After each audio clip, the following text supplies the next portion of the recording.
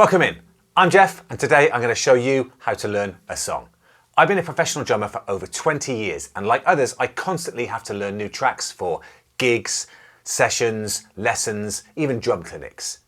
The old days, we had to get a CD, put it in the player, listen to it 50 times, and take notes trying to get every detail of every part. Well, thankfully, today, things are much different.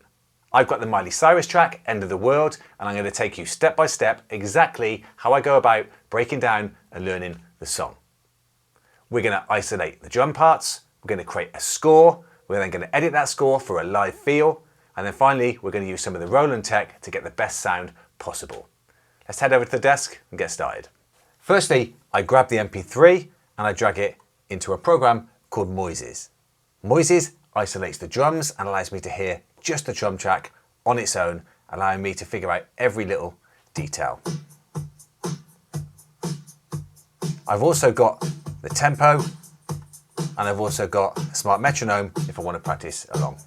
Next, I need a layout of the song. I use this program called Sibelius to sketch it out. I'll start with an empty template with generally 8 bars grouped along the top, like most pop and rock songs, and then what I'll start to do is I'll start to map out.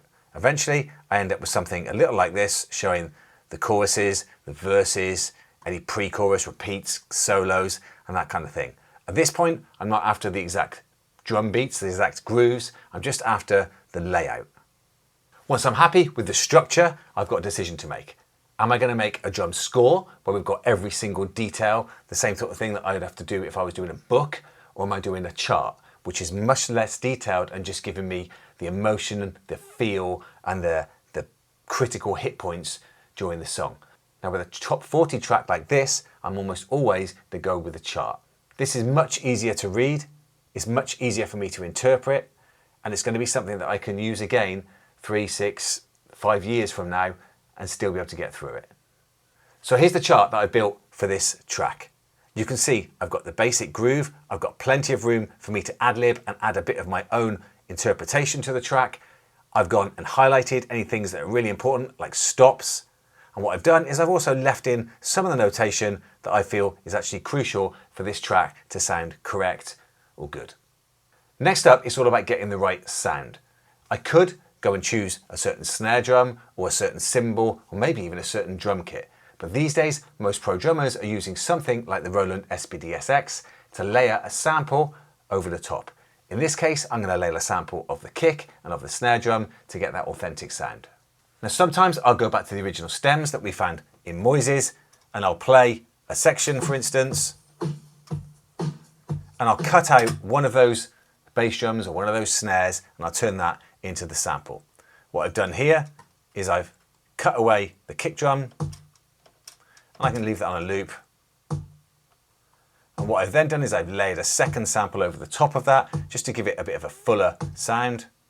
And then I might add a little bit of EQ, reverb, or whatever else is needed to beef that up. I'll do the same for the snare drum.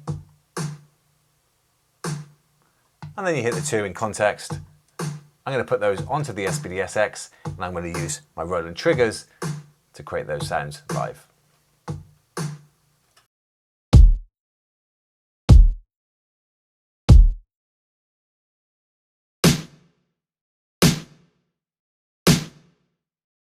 Once I'm happy with the sounds, I'll drop on the drum kit, we'll get some reps in, and we'll see if we can start to memorize this track.